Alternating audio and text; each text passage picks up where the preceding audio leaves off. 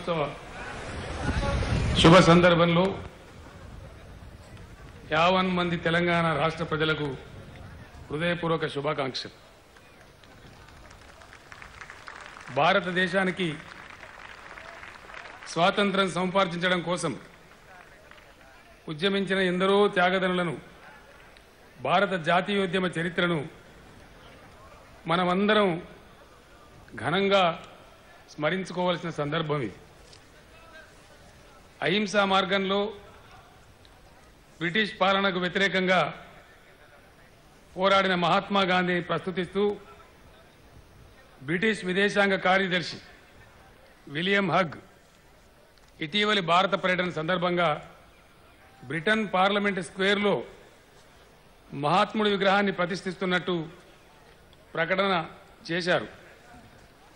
ఏ British పాలకుల వలస పాలనకు వ్యతిరేకంగా గాంధీజీ పోరాడినారో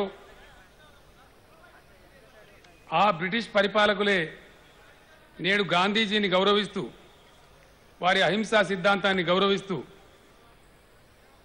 బ్రిటిష్ దేశంలో లండన్లో ఉన్నటువంటి పార్లమెంట్ స్క్వేర్ వద్ద మహాత్ముని విగ్రహం ప్రతిష్ఠించడం భారత జాతికి గర్వకారణం. మహాత్ముడి అడుగుజాడలో, శాంతియుత పంథాలో, అహింసా మార్గంలో తెలంగాణ ప్రజలు ఉద్యమించి స్వరాష్ట్రాన్ని సాధించుకున్నారు. సాధించుకున్న స్వరాష్ట్రంలో తెలంగాణ జాతి చరిత్రను సమున్నతంగా చాటి చెప్పే గోల్కొండ వేదికగా తొలిసారిగా స్వాతంత్ర దినోత్సవ వేడుకలు జరుపుతున్నందుకు యావత్ తెలంగాణ ప్రజలు నేడెంతగానో ఆనందపడుతున్నారు. దక్షిణాపథంలో సువిశాల సామ్రాజ్యాన్ని స్థాపించిన కాకతీయుల కాలంలో రూపుదిద్దుకున్నది మన గోల్కొండ కోట.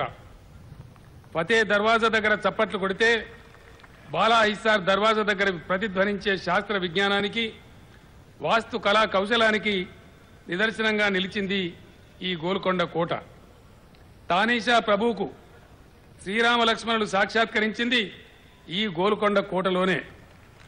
భక్త రామదాసు నోట వెలువడిన సుప్రసిద్ధ కీర్తనలెన్నో ప్రతిధ్వనించింది ఈ కోట గోడలలోనే. భద్రాద్రి రామయ్యకు ప్రతి ఏటా ముత్యాల తలంబ్రాలు స్వయంగా మోసుకెళ్లే సత్సాంప్రదాయాన్ని ప్రారంభించింది ఈ గోల్కొండ పరిపాలకులే. అక్కన్న మాదన్నలు తమ పరిపాలనా చాతుర్యాన్ని ప్రదర్శించి గోల్కొండ కోటలోనే తెలుగు సాహిత్యంలో మొట్టమొదటి అచ్చ తెలుగు కావ్యం యయాతి చరిత్ర రచించిన పొన్నెగంటి తెలగనార్యుడు ఈ గోల్కొండ ఆస్థాన కవే. తెలుగులో మొట్టమొదటి యక్షగానం సుగ్రీవ విజయం కంద్రుకూరి రుద్రకవి కలం నుంచి జాలువారింది ఈ గోల్కొండ కోట నుంచే. అద్దంకి గంగాధర కవి తాను రచించిన తపతీ సంవరణోపాఖ్యానం అనే ప్రబంధాన్ని మాలిక్ ఇబ్రహీం కుతుబ్ షాకు అంకితమిచ్చింది ఈ కోటలోనే. కవి పండితులెందరో మాలిక్ ఇబ్రహీం కుతుబ్ షాకు మల్కిబరాముడిగా బిరుదిచ్చి ప్రస్తుతించింది ఈ గోల్కొండ కోటలోనే. ప్రపంచ ప్రసిద్ధి పొందిన Kohinoor, Darya-e Noor, the Hope diamond తదితర వజ్రాలకు ఆలవాలంగా విలిసిల్లింది మన గోల్కొండ కోట. చరిత్రలో ఆనాడే అంతర్జాతీయ ఖ్యాతిని పొందింది మన గోల్కొండ కోట. రోమ్, ఇంగ్లాండ్, టర్కీ దేశాల నుంచి వచ్చిన వర్తక వ్యాపారులు ఇక్కడ వజ్రాల వ్యాపారం కొనసాగించారు. తత్ఫలితంగా ఏర్పడిందే నేటి మన కార్వాన్ బస్తీ. నేడు మనందరం సంతోషంగా సగర్వంగా నివసిస్తున్న మన రాజధాని మహానగరం హైదరాబాద్ నిర్మాణానికి పునాదిరాయి వేయాలనే ఆలోచన ఈ గోల్కొండ కోటలోనే పురుడు పోసుకున్నది అన్నది మనందరికీ తెలిసిన చారిత్రక సత్యం. 12 దశాబ్దాల నుంచి నేటి వరకు హైదరాబాద్ నగరంలోనూ యావత్తు తెలంగాణ రాష్ట్రంలోనూ ప్రజలందరూ సంతోషంగా సంబురంగా జరుపుకునే బోనాల పండగ ఈ గోల్కొండ కోట నుంచే ప్రారంభమై గోల్కొండతోనే ముగుస్తుందన్నది మనందరికీ తెలిసిన సత్యం. తెలంగాణ చరిత్రకు హైదరాబాద్ నగరం మకుటాయమానమైతే తెలంగాణ పరిపాలనా అస్తిత్వం, వారసత్వ వైభవం ఎగిరేసిన జెండా గోల్కొండ కోట. తెలంగాణ జాతి చరితకు నాటి నుంచి నేటి దాకా చెరగని ఆనవాలుగా తెలంగాణ జాతి ప్రశస్తిని ప్రపంచానికి సమున్నతంగా చాటుతున్నది ఈ గోల్కొండ కోట అనడంలో ఎవరికి ఎటువంటి సందేహం లేదు. అందుకనే గోల్కొండ కోట మీద స్వాతంత్ర దినోత్సవం సందర్భంగా త్రివర్ణ పతాకాన్ని ఎగరవేయాలనే సంస్థ నిర్ణయాన్ని తెలంగాణ రాష్ట్ర ప్రభుత్వం తీసుకున్నది. భారత స్వాతంత్ర దినోత్సవ వేడుకల సందర్భంగా తెలంగాణ ప్రభుత్వం ఎంతో ప్రతిష్టాత్మకంగా భావిస్తున్న దళితులకు 3 ఎకరాల భూ పంపిణీ పథకాన్ని ఈ గోల్కొండ కోట నుంచే మీ అందరి సమక్షంలో నేడు నేను శ్రీకారం చుట్టబోతూ ఉన్నాను. ఈ పథకాన్ని ఇవాళ అన్ని జిల్లాలలో తెలంగాణ రాష్ట్ర మంత్రివర్యులు ప్రారంభించి పట్టా సర్టిఫికెట్లు దళిత సోదరులకు అందజేయనున్నారు. నిరుపేద మధ్యతరగతి కుటుంబ యువకులు ఆటో రిక్షాలు నడిపిస్తూ పుట్టపోసుకుంటున్న విషయాన్ని గుర్తించి వారికి ఆదాయం సరిపోదనే విషయాన్ని గుర్తించి ఎన్నికల సందర్భంలో TRS party Telangana auto driver మిత్రులకు తెలంగాణ రాష్ట్రంలో మీకు ఆటో పన్నులు ఉండవని తెలియజేయడం జరిగింది. రాష్ట్ర ప్రభుత్వం ఏర్పాటు చేసి అధికారంలోకి రాగానే ఆటో పన్నును రద్దు చేయడం జరిగిందని సందర్భంగా నేను సగర్వంగా తెలియజేస్తా ఉన్నాను. రైతులు వ్యవసాయం కోసం వాడుకునేటువంటి వ్యవసాయ ట్రాక్టర్లు ఆ ట్రాలీలకు సంబంధించిన పన్ను బకాయిలు 76 కోట్ల రూపాయలను మాఫీ చేయడమే కాకుండా వ్యవసాయ ట్రాక్టర్లకు ట్రాలీలకు భవిష్యత్తులో ఎటువంటి రవాణా పన్ను లేదని రద్దు చేస్తూ ప్రభుత్వం ఉత్తర్వులు జారీ చేసిందని ఈ సందర్భంగా నేను సగర్వంగా మనవి చేస్తా ఉన్నాను. నిజామాబాద్ జిల్లాలో లక్షలాది మంది ఎర్రజొన్న రైతులు వారికి జరిగిన మోసాన్ని నివారించాలని చెల్లించాలని ప్రభుత్వాన్ని విజ్ఞప్తి చేశారు. కానీ అన్ని ప్రభుత్వాలు వారి ఎడల నిర్లక్ష్య వైఖరిని అవలంబించాయి. కానీ మా ప్రభుత్వం ఎర్రజొన్న రైతుల యొక్క బాధను గుర్తించి 11.5 కోట్లు మంజూరు చేసి వారికి అందజేయడం జరిగింది. ఈ రోజే నిజామాబాద్ జిల్లాలో ఎర్రజొన్న రైతులకు ఆ చెక్కులు కూడా అందించబడతా ఉన్నాయని నేను సంతోషంగా తెలియజేస్తా ఉన్నాను. తెలంగాణ జిల్లాలో గత 5 సంవత్సరాలుగా కరువులు, కాటకాలు, అకాల వర్షాలు, వడగళ్ల వర్షాలతో సతమతమైన రైతాంగానికి గత ప్రభుత్వాల నిర్లక్ష్యం కారణంగా 5 సంవత్సరాలుగా ఇన్పుట్ సబ్సిడీ కరువు నష్ట నివారణ చర్యలు వారికి అందించబడలేదు. దాన్ని గుర్తించినటువంటి మా ప్రభుత్వం 482 కోట్ల రూపాయలను మంజూరు చేసి విడుదల చేయడం జరిగింది. ఈ రోజు నుంచే రైతాంగానికి ఆ ఇన్పుట్ సబ్సిడీలు తెలంగాణ రాష్ట్ర వ్యాప్తంగా అందించబడుతుందని నేను సంతోషంగా తెలియజేస్తా ఉన్నాను. పవర్లూమ్ కార్మికులు వారికి ఉన్న బకాయిలు నివృత్తి చేయాలని ప్రభుత్వంతో మొరబెట్టుకుంటే గతంలో ఏ ప్రభుత్వం పట్టించుకోలేదు. కానీ వారికి కుటుంబానికి 1 లక్ష రూపాయల చొప్పున మాఫీ చేస్తూ 6.5 కోట్ల రూపాయలను విడుదల చేసి మంజూరు చేయడం జరిగింది. వారికి ఆ రుణాలు మాఫీ చేయడం జరుగుతుందని నేను సంతోషంగా తెలియజేస్తా ఉన్నాను. తెలంగాణ ఉద్యమంలో అత్యంత కీలక పాత్ర పోషించి సకల జనుల సమ్మె లాంటి అద్భుత పోరాటాలు చేసిన ఉద్యోగులను కడుపులో పెట్టుకుని చూసుకుంటామని మాట ఇచ్చాం. దాని ప్రకారమే తెలంగాణ రాష్ట్రం ఏర్పడిన వెంటనే ప్రభుత్వ ఉద్యోగులందరికీ తెలంగాణ స్పెషల్ ఇంక్రిమెంట్ను ప్రభుత్వం మంజూరు చేసిందని ఈ సందర్భంగా నేను సగర్వంగా ప్రకటిస్తా ఉన్నాను. రాష్ట్రంలో క్రీడలను ప్రోత్సహించడానికి సమగ్ర క్రీడా విధానాన్ని ప్రభుత్వం రూపొందిస్తున్నది. ఒలింపిక్స్, కామన్వెల్త్ మరియు ఏషియన్ గేమ్స్లో పాల్గొనే క్రీడాకారులకు 3 లక్షల రూపాయలు ఖర్చుల కోసం ఇవ్వాలని రాష్ట్ర ప్రభుత్వం నిర్ణయం తీసుకున్నది. ఈ పోటీలలో స్వర్ణ పతకం సాధించిన విజేతలకు 50 లక్షల రూపాయలు, రజకత్ పతకం సాధించిన వారికి 25 లక్షల రూపాయలు, కాంస్య పతకం సాధించిన వారికి 15 లక్షల రూపాయలు నగదు ప్రోత్సాహం ఇవ్వాలని విధానపరమైన నిర్ణయం మా ప్రభుత్వం తీసుకున్నది. అతి పిన్న వయసులోనే ఎవరెస్ట్ శిఖరం అధిరోహించి తెలంగాణ రాష్ట్రానికి, యావత్ భారతదేశానికి అంతర్జాతీయ ఖ్యాతిని ఆర్జించి పెట్టిన గిరిజన దళిత బిడ్డలు మాలావత్, పూర్ణ, ఆనందులకు చెరో 25 లక్షల నగదు ప్రోత్సాహం కూడా ప్రభుత్వం ఈరోజే మీ అందరి సమక్షంలో అందిస్తున్నది. హైదరాబాద్ బ్రాండ్ ఇమేజ్ పెంచడానికి, పటిష్టమైన శాంతి భద్రతలు పరిరక్షించడానికి, నగర ప్రజలు సుఖంగా శాంతియుతంగా జీవించడానికి, ఇక్కడ ఉద్యోగులు, మహిళలు ఎటువంటి భయాలు లేకుండా విధులు నిర్వర్తించడానికి అత్యంత ప్రాధాన్యాన్ని రాష్ట్ర ప్రభుత్వం ఇస్తూ ఉన్నది. హైదరాబాద్లో పోలీసు వ్యవస్థను పటిష్టపరచడానికి, ఆధునిక హంగులు సమకూర్చడానికి భారీగా గతంలో ఎన్నడూ లేని విధంగా పోలీసు శాఖ వారికి 340 కోట్ల రూపాయలు నిధులు మంజూరు చేసి విడుదల చేయడం జరిగింది. పోలీసు శాఖలో 3600 మంది సిబ్బంది నియామకానికి కూడా ఉత్తర్వులు జారీ చేయడం జరిగింది. ఆ విధంగా పోలీసు శాఖ వారు కొన్నటువంటి అధునాతన వాహనాలను, పెట్రోలింగ్, లా అండ్ ఆర్డర్ వాహనాలను నిన్ననే నేను జెండా ఊపి ప్రారంభించిన సందర్భం మీ అందరికీ తెలుసని ఈ సందర్భంగా మనవి చేస్తా ఉన్నాను. హైదరాబాద్ నగరాన్ని సంపూర్ణమైన వైఫై నగరంగా మార్చేందుకు ప్రైవేట్ కంపెనీలతో కలిసి ప్రభుత్వం ప్రయత్నాలు కొనసాగిస్తున్నది. త్వరలోనే నగరం 4G వైఫై నగరంగా మారుతుందని ఈ సందర్భంగా నేను సంతోషంగా ప్రకటిస్తా ఉన్నాను. తెలంగాణ ప్రజలు అత్యంత గౌరవంగా గర్వంగా జరుపుకునే పేటెంట్ హక్కులు కలిగి ఉండే బతుకమ్మ బోనాల పండుగలకు రాష్ట్ర పండుగల హోదాను ప్రభుత్వం ఇచ్చింది. రాష్ట్ర ప్రభుత్వం ఆధ్వర్యంలో ఈ పండుగలు నిర్వహించబడుతున్నాయని ఈ సందర్భంగా నేను మనవి చేస్తూ ఉన్నాను. తెలంగాణ కళా ప్రదర్శనలకు సాహితీ సభలకు వేదికగా భాసిల్లుతున్న రవీంద్ర భారతిని గత ప్రభుత్వాలు నిర్లక్ష్యం చేశాయి. రవీంద్ర భారతిని మరింత గొప్పగా తీర్చిదిద్దడానికి ₹1 కోటి మంజూరు చేసి విడుదల చేయడం జరిగింది. అదేవిధంగా నా తెలంగాణ కోటి రతనాల వీణాని గర్జించిన తెలంగాణ మహాకవి దాశరథి కృష్ణమాచార్యుల పేరిట ప్రతి ఏడాది ఒక ఉత్తమ కవికి 1,01,116 నగదు పురస్కారం అందించాలని ఉత్తర్వులు కూడా జారీ చేయడం జరిగింది. ఎన్నికల్లో ఇచ్చిన హామీ మేరకు తెలంగాణలోని గిరిజన తండాలు ఆదివాసీ గూడాలను గ్రామ పంచాయతీలుగా మార్చాలని ప్రభుత్వం నిర్ణయం తీసుకుని ఉత్తర్వులు జారీ చేసింది. త్వరలోనే 500 పైబడి జనాభా ఉన్న తండాలు గూడాలన్నీ కూడా గ్రామ పంచాయతీలుగా మారుతున్నాయని ఈ సందర్భంగా నేను సగర్వంగా తెలియజేస్తూ ఉన్నాను.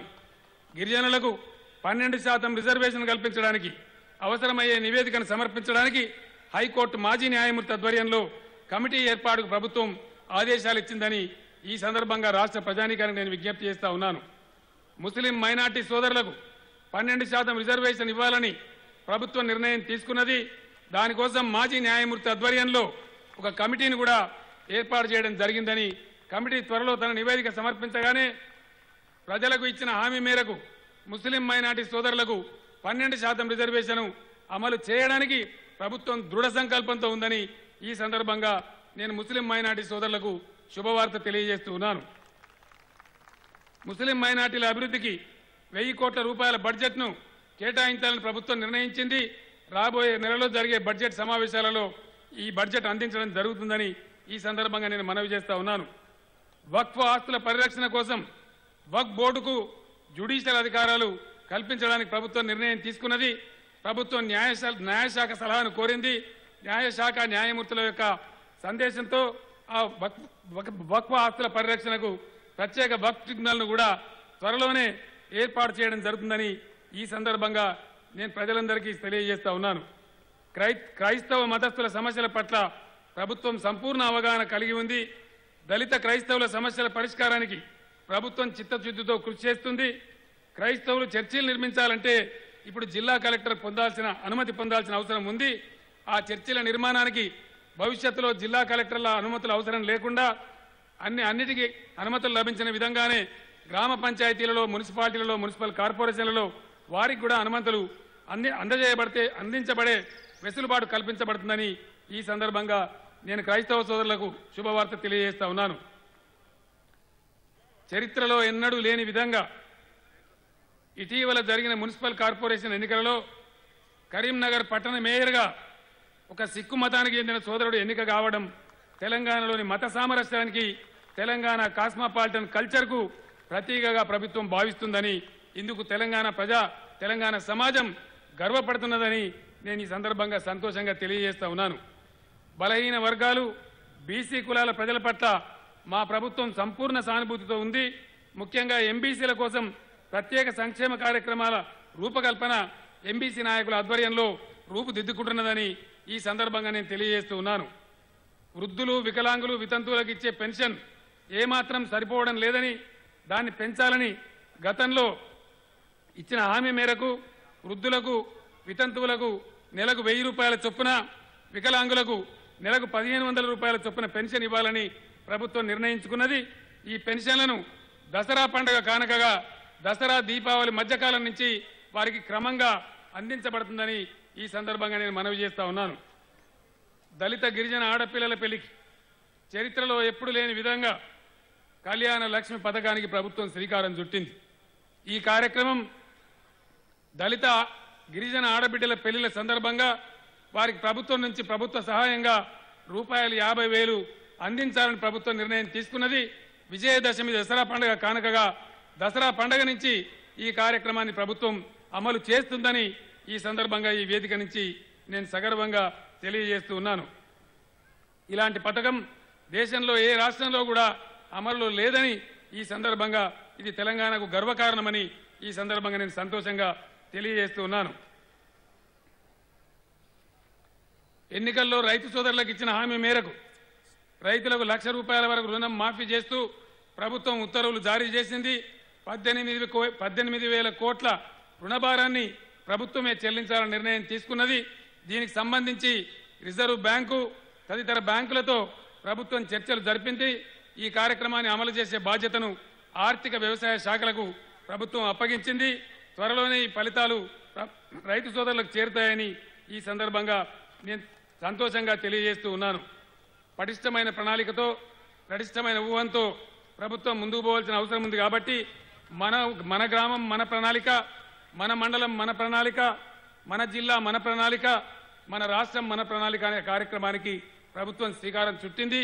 ఆ ప్రణాళికలు గ్రామ మండల జిల్లా స్థాయి దాటుకొని ఇప్పుడు రాష్ట్ర ప్రణాళిక రూపుదిద్దుకుంటూ ఉంది.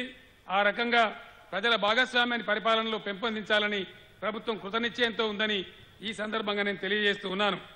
స్థానిక సంస్థలకు అధికారాలు బాధ్యతలు అప్పగించడం ద్వారా ఈ సంస్థలలో జవాబుదారీతనాన్ని పెంపొందించాలని ప్రభుత్వం సంకల్పించింది. ఈ ప్రక్రియలో ప్రజల క్రియాశీల భాగస్వామ్యాన్ని పెంపొందించాలని ప్రభుత్వం కృతనిశ్చయంతో ఉంది. తెలంగాణ ఆర్థికాభివృద్ధికి, తెలంగాణ ఉద్యోగ ఉపాధి అవకాశాలు పెంచడానికి పరిశ్రమలు రావాల్సిన అవసరం ఉంది. దేశ విదేశాలకు చెందిన పారిశ్రామికవేత్తలు హైదరాబాద్కు రావడానికి ఉత్సాహవంతులుగా ఉన్నారు. దేశంలో మన నిజాం రాజుల పాలన పుణ్యంగా తెలంగాణ రాష్ట్రంలో నిజాం రాజులు మనకు అందించినటువంటి లక్షల ఎకరాల ప్రభుత్వ భూమి, ల్యాండ్ బ్యాంక్, ల్యాండ్ ట్రెజర్ మనకు అందుబాటులో ఉందని, 35 లక్షల ఎకరాల సాగుకు అనుకూలంగా లేనటువంటి భూమి ప్రభుత్వానికి అందుబాటులో ఉందని ఈ సందర్భంగా నేను సగౌరవంగా తెలియజేస్తా ఉన్నాను. పరిశ్రమల శాఖ, రెవెన్యూ శాఖ ఆధ్వర్యంలో జాయింట్ సర్వే కొనసాగుతా ఉన్నది. ఇప్పటికే 3 లక్షల ఎకరాలను పరిశ్రమలకు అనువుగా ఉందని గుర్తించారు. మరొక 6-7 లక్షల భూమి అందుబాటులోకి వస్తుందని కూడా ఈ వర్గాలు ప్రభుత్వానికి రిపోర్టులు అందించాయి.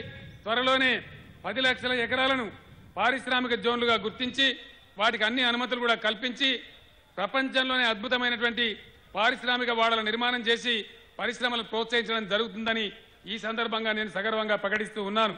పారిశ్రామికవేత్తలను, పెట్టుబడిదారులను ఆకర్షించడానికి ప్రపంచంలోనే అత్యుత్తమమైనటువంటి ఏ దేశంలో కూడా లేనటువంటి సింగిల్ విండో విధానానికి, విప్లవాత్మక విధానానికి ప్రభుత్వం శ్రీకారం చుట్టింది. చర్చలు సంపూర్ణమయ్యాయి. త్వరలో ఇందుకు సంబంధించిన చట్టాలను రూపకల్పన చేయాలని ప్రభుత్వం ముందుకు పోతున్నదని నేను మీ అందరికీ తెలియజేస్తూ ఉన్నాను. హైదరాబాద్కు నలుదిశల pharma city, sports city, cinema city, manufacturing city, education city, health సిటీల వంటి హబ్బులు, శాటిలైట్ టౌన్షిప్స్ ఏర్పాటు చేయడం ద్వారా ప్రభుత్వం అభివృద్ధి వైపు ముందుకు దూసుకుపోనున్నదని ఈ సందర్భంగా నేను మీకు తెలియజేస్తూ ఉన్నాను. జంట నగరాలకు అంతర్జాతీయ స్థాయిలో మాస్టర్ ప్లాన్కు రూపకల్పన ప్రభుత్వం శ్రీకారం చుట్టింది. జంట నగరాలకు నలువైపులా కొత్త బస్ టెర్మినల్స్, కొత్త ట్రైన్ టెర్మినల్స్ ఏర్పాటు చేయడానికి ప్రయత్నాలు కూడా ప్రారంభమయ్యాయని ఈ సందర్భంగా నేను మీ అందరికీ తెలియజేస్తూ ఉన్నాను. ఎన్నో ఏళ్లుగా చాలని జీతాలతో వెట్టి చాకిరీ చేస్తూ అవమానాలు ఎదుర్కొంటూ కూడా ప్రభుత్వ సర్వీస్ చేస్తున్న కాంట్రాక్టు ఉద్యోగులను రెగ్యులర్ చేస్తామని ఎన్నికల సందర్భంగా హామీ ఇచ్చాం. ఆ హామీ నిలబెట్టుకుంటూ తెలంగాణ రాష్ట్రంలో ఉన్నటువంటి కాంట్రాక్టు ఉద్యోగులందరినీ రెగ్యులరైజ్ చేయాలని చెప్పి ఎన్ని ఇబ్బందులున్నా రెగ్యులరైజ్ చేసి తీరాలని ప్రభుత్వం కృతనిశ్చయంతో ఉంది. అందుకు సంబంధించిన ఉత్తర్వులు జారీ చేయడం అయింది. తెలంగాణ రాష్ట్రంలో పనిచేస్తున్న కాంట్రాక్ట్ కార్మికులందరికీ క్రమబద్ధీకరణ త్వరలోనే పూర్తి అవుతుందని ఈ సందర్భంగా సంతోషంగా నేను తెలియజేస్తూ ఉన్నాను. గతంలో గీత కార్మికుల నోట్లో మట్టి కొడుతూ హైదరాబాద్ నగరంలో ఉన్నటువంటి కళ్ళు దుకాణాలను గత ప్రభుత్వాలు మూసివేయడం జరిగింది. ఎన్నికల సమయంలో ఇచ్చిన హామీ మేరకు గీత కార్మికుల సంక్షేమం దృష్ట్యా ఆ కళ్ళు దుకాణాలను తిరిగి ప్రారంభించాలని ప్రభుత్వం ఆదేశాలు జారీ చేసింది. రాబోయే దసరా పండుగ నుంచి మళ్లీ గీత కార్మికులకు మేలు చేసేటువంటి ఆ దుకాణాలు ప్రారంభించబడతాయని ఈ సందర్భంగా నేను మనవి చేస్తూ ఉన్నాను.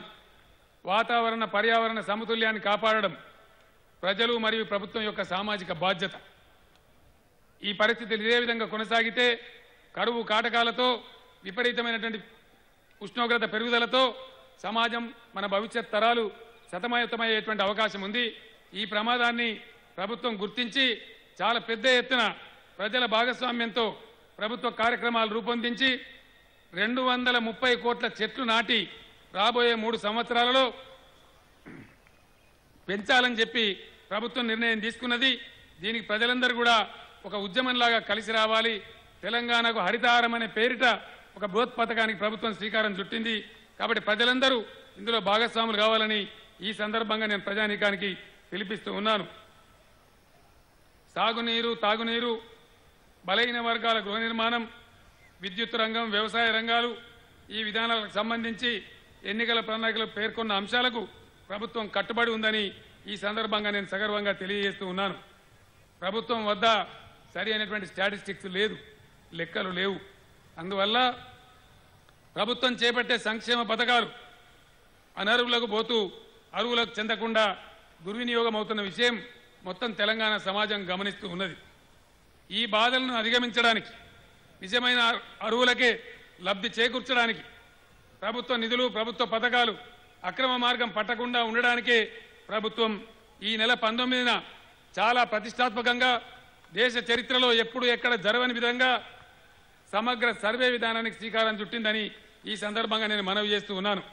ఈ సర్వే విషయంలో కొన్ని దుష్ట శక్తులు లేనిపోని అపోహలు కల్పించే ప్రయత్నం చేస్తూ ఉన్నాయి. ఇది ఎవరిని ఇబ్బంది పెట్టడానికి ఉద్దేశించింది కాదు. కేవలం ప్రభుత్వ నిధులు సక్రమ వినియోగం జరిగేలా, అర్హులకు మాత్రమే లబ్ధి చేకూరేలా ఉద్దేశించిన పథకం తప్ప ఎవరినో ఇబ్బంది పెట్టడానికి పెట్టింది కాదు. ప్రజలు ఎటువంటి అపోహలకు కూడా లోను కావద్దని, తమ తమ ఇళ్ల వద్ద ఉండి ప్రభుత్వానికి సహకరించి సర్వేలో పాల్గొనాలని ఈ సందర్భంగా నేను మన ప్రజలందరికీ కూడా తెలియజేస్తూ ఉన్నాను. భారత మాజీ ప్రధాని, మన తెలంగాణ ముద్దుబిడ్డ శ్రీ పివి నరసింహారావు గారి జయంతి ఉత్సవాలను ఇటీవల ప్రభుత్వం అధికారికంగా ఘనంగా నిర్వహించిందని నేను సగర్వంగా ప్రకటిస్తూ ఉన్నాను. శ్రీ పివి నరసింహారావు గారి పేరిట ఒక వెటర్నరీ విశ్వవిద్యాలయాన్ని ఏర్పాటు చేయడం జరిగిందని నేను సంతోషంగా ప్రకటిస్తూ ఉన్నాను. తెలంగాణ రాష్ట్ర ఏర్పాటు కోసం ఆర్నిశలు అలుపెరగని పోరాటం చేసిన ప్రొఫెసర్ కొత్తపల్లి జయశంకర్ గారి పేరుతో వ్యవసాయ విశ్వవిద్యాలయం ఏర్పాటు చేయడం జరిగిందని నేను సగర్వంగా ప్రకటిస్తూ ఉన్నాను. తెలంగాణ పబ్లిక్ సర్వీస్ కమిషన్ కూడా ఏర్పాటు చేయబడింది. త్వరలోనే నిరుద్యోగులందరికీ ఉద్యోగ అవకాశాలు కల్పించబడతాయి. ఈ service commission, Telangana public service commission త్వరలోనే తమ కార్యకలాపాలు ప్రారంభించబోతూ ఉంది. త్వరలోనే వివిధ రకాల 50,000 ప్రభుత్వ ఉద్యోగులను రిక్రూట్ చేయడం జరుగుతుంది సర్వీస్ కమిషన్ ద్వారా అని తెలంగాణ నిరుద్యోగులకు నేను సంతోషంగా తెలియజేస్తూ ఉన్నాను. తెలంగాణలోని ప్రతి పల్లెలోనూ, ప్రతి పట్టణంలోనూ, ప్రతి ఇంటికి పరిశుభ్రమైనటువంటి నీరు అందించాలి రావాలి. గత 4 సంవత్సరాలలో ప్రతి ఇంటికి ట్యాప్ కనెక్షన్ ఇవ్వాలని ప్రభుత్వం కృతనిశ్చయంతో ఉంది. అందుకు సంబంధించి తెలంగాణ డ్రింకింగ్ వాటర్ గ్రిడ్ అనేటువంటి బృహత్ కార్యక్రమానికి ప్రభుత్వం శ్రీకారం చుట్టింది. ఆ ప్రకారం తెలంగాణ డ్రింకింగ్ వాటర్ గ్రిడ్ త్వరలోనే మీ ముందుకు రాబోతున్నదని నేను సంతోషంగా ఈ సందర్భంగా మనవి చేస్తూ ఉన్నాను. ప్రజలే కేంద్ర బిందువుగా, ప్రజా సమస్యలే ఇతివృత్తంగా, అవినీతి రహిత పాలనతో తెలంగాణ రాష్ట్రాన్ని అభ్యుదయ పథంలో పురోగమింపజేయడానికి అవసరమైన వ్యూహాలను, పథకాలను, ప్రణాళికలను ప్రజలు, మేధావుల భాగస్వామ్యంతో రూపొందించి అమలు పరుస్తామని ఈ శుభ సందర్భంగా తెలంగాణ ప్రజలకు నేను మనస్ఫూర్తిగా హామీ ఇస్తూ ఉన్నాను. సర్వే భవంతు సుఖినః, సర్వే సంతు నిరామయాః, సర్వే భద్రాని పశ్యంతు, మా కశ్చిత్ దుఃఖభాగవేత్. అందరూ సుఖంగా ఉందురుగాక, అందరూ ప్రశాంతంగా జీవించుదురుగాక, ఎవరికి దుఃఖం కలగకుండుగాక. జై హింద్, జై తెలంగాణ.